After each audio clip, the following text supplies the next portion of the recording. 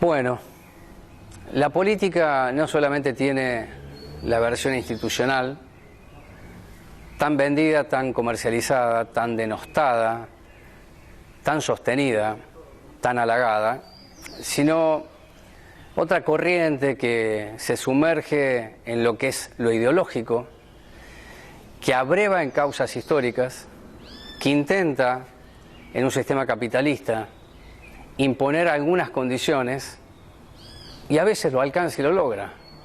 Estoy aquí en Moreno Sur, en el Bachillerato Popular El Cañón, para charlar con Juan Ruedi.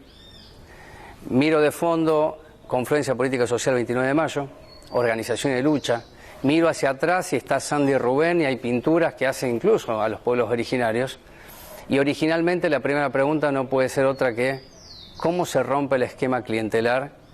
Que ustedes como estructura de izquierda lo conocen perfectamente porque lo confrontan, lo enfrentan, a veces tienen que convivir con él, pero cuando me refiero a lo clientelar es que no hay autonomía si hay clientelismo. Bueno, gracias por estos minutos, Juan. ¿Qué tal? Bueno, gracias a ustedes como siempre por el espacio, por ser uno de los pocos medios que hay y que son verdaderamente democráticos y permiten la pluralidad de opiniones. Es complejo el abordaje desde el punto de vista de lo clientelar cuando es lo hegemónico en términos de todas las construcciones.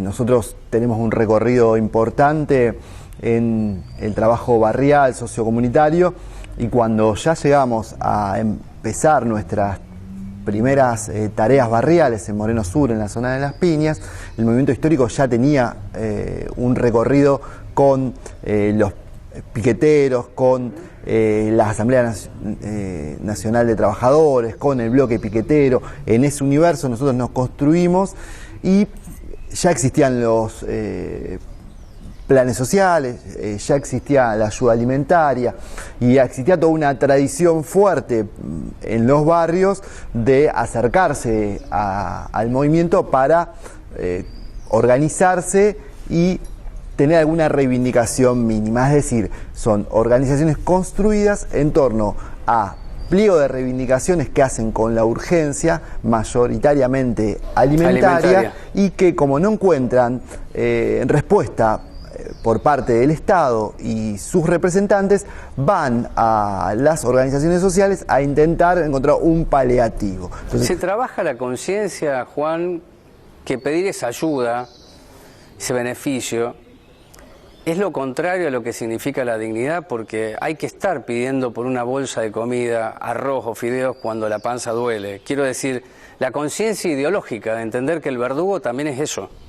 Sí, han instalado esto durante los últimos 20, 25 años y es muy difícil de romper ese esquema porque las personas se acercan no porque nosotros tengamos una línea político-ideológica, porque somos una organización reivindicativa, somos una suerte de sindicato de quienes están al margen del sistema. Entonces esas personas se acercan acá porque no tienen a dónde ir a conseguir alimentos o no tienen la posibilidad de ir a una dependencia pública del Estado a anotarse y tener acceso a un programa social. Entonces se acercan a la organización, que la organización lo único que dice, miren, compañera, compañero, nosotros lo único que tenemos es esto que nos da el Estado, que es, hoy por hoy, tenemos que decirlo, nos están llegando 6 productos de nación donde no están los productos esenciales para poder llevar adelante una olla o un merendero, y después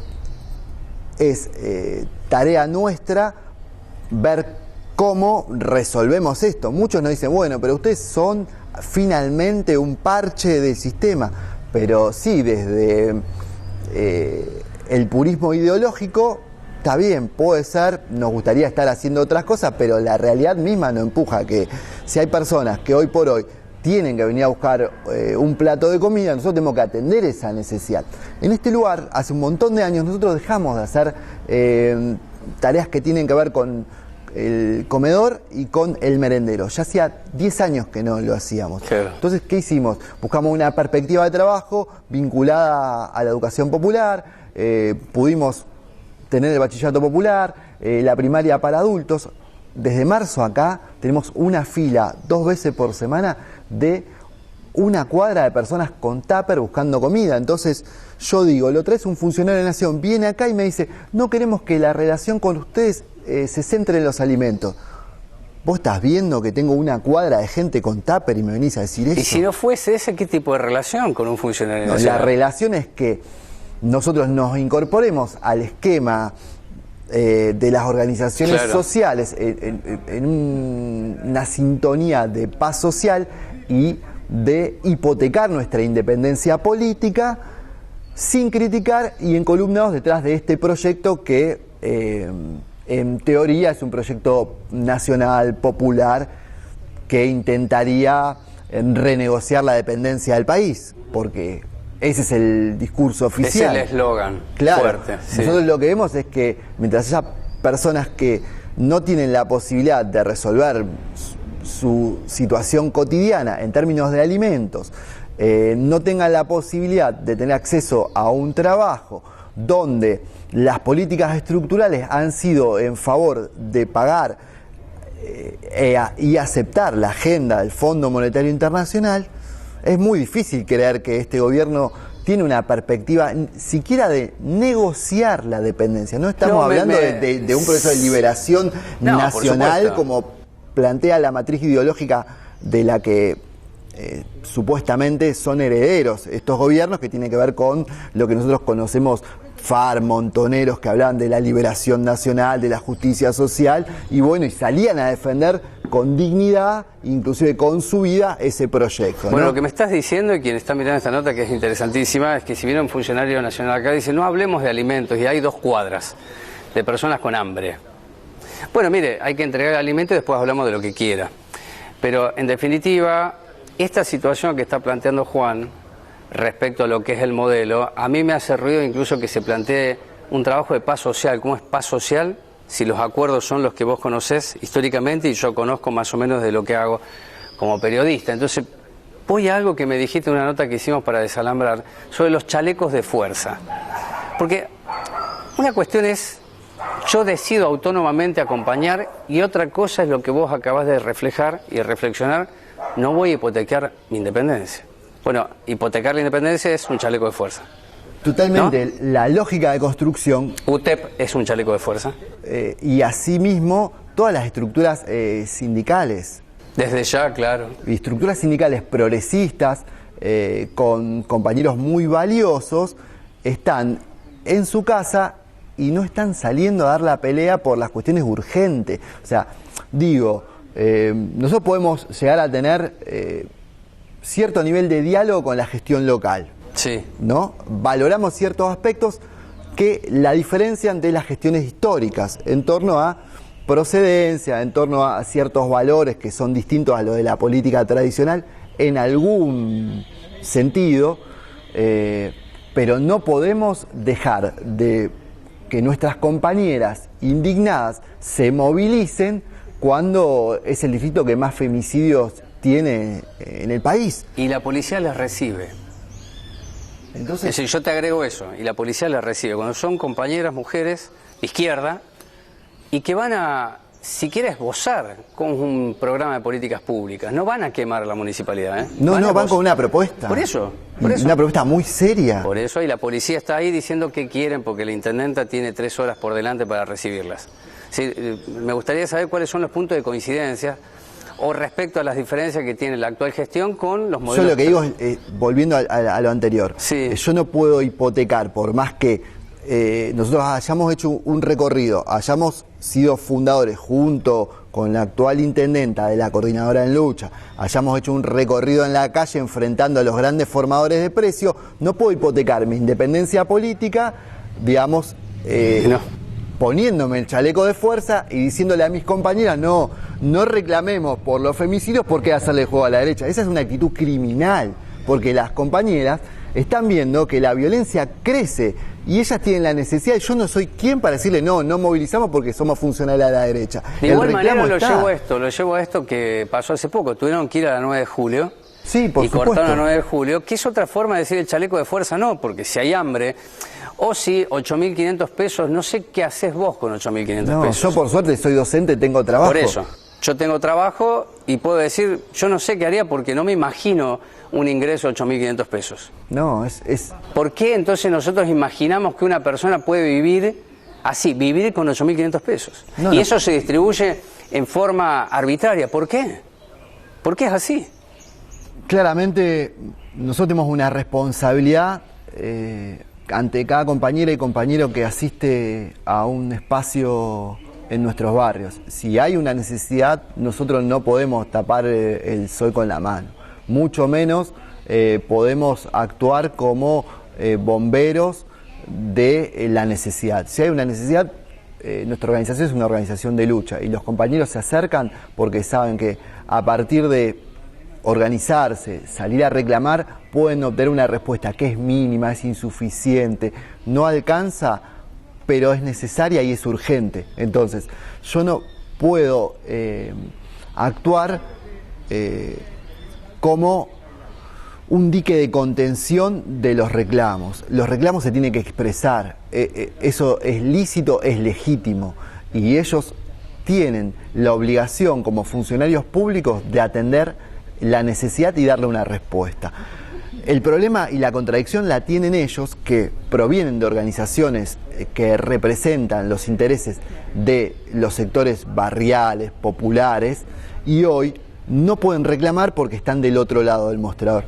Nosotros seguimos estando donde estuvimos siempre y cumpliendo con la tarea que hemos tenido siempre, que es organizarnos en los barrios ante la urgencia que tienen las compañeras y compañeros. Y si el Estado no cumple, nosotros estamos en la calle reclamando que se cumpla y se atienda a la urgencia. No importa quién gobierne.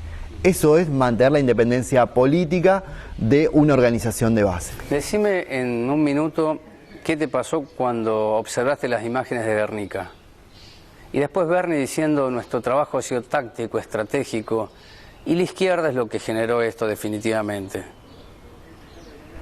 En realidad, lo de Guernica es una clara señal para los grupos concentrados de la Argentina y para los grandes monopolios de que en este país existe la defensa de la propiedad privada y el capital, y quien se atreva a poner en cuestión esto le va a caer el peso de la ley, y uno de los instrumentos del Estado es la utilización de las fuerzas de seguridad para terminar con cualquier tipo de disputa con la sociedad civil. Se acabó el relato kirchnerista entonces. Es que nuevo. Se está construyendo un nuevo consenso para una salida política hacia la centroderecha. Al interior del propio movimiento conviven corrientes de una centroderecha alineada con la embajada norteamericana y esquemas idealistas de justicia social que no son posibles por la crisis económica mundial que existe. No hay marco para eso. Entonces, este gobierno entiende de que se apoyan los sectores populares para intentar renegociar la dependencia, un esquema que podría asemejarse a los procesos políticos bolivianos o en algún sentido al primer proceso político de Venezuela, o define gobernar con la agenda del FMI. No hay tercera posición en eso. Y Bernie monta este esquema de un operativo militar contra desposeídos con una brutalidad total para demostrar que él es un referente posible de la nueva alianza de centroderecha que ya se está conformando y que prevé que el gobierno de Alberto Fernández es un gobierno débil y que se necesita una posibilidad de recambio dentro de las variantes del sistema. Eso es lo que está haciendo Bernie. Lo viene haciendo desde el operativo de pandemia. Viene construyéndose desde el como inicio lo viene haciendo. Sí, construyéndose como una figura. Sí, claro. Es un showman, es un gran showman. Sí, coincido con vos. Pero no solo es un gran showman, es un agente de los servicios de inteligencia. Es un tipo muy hábil. Una de las cosas que nosotros tuvimos que enfrentarlo a Bernie. No es un tipo sencillo de enfrentar. Se encargó de que cuando asumió el kirchnerismo y él estaba al frente de la relación con los movimientos sociales, de que en ese esquema de que había 25 organizaciones, cuando terminara el kirchnerismo eran casi 90, por las operaciones que hizo para romper todas las organizaciones sociales, para romper el esquema que existía desde la Asamblea Nacional de Trabajadores, del Bloque Piquetero Nacional, esquema que agrupaba a todas las corrientes, hizo un trabajo al interior de los movimientos y los rompió, para debilitarlos y para incorporarlo al esquema de dependencia y sumisión a la gestión de ese momento. Juan, gracias por estos minutos, ha sido un gusto charlar contigo. No, gracias a ustedes por el espacio y como siempre es un placer.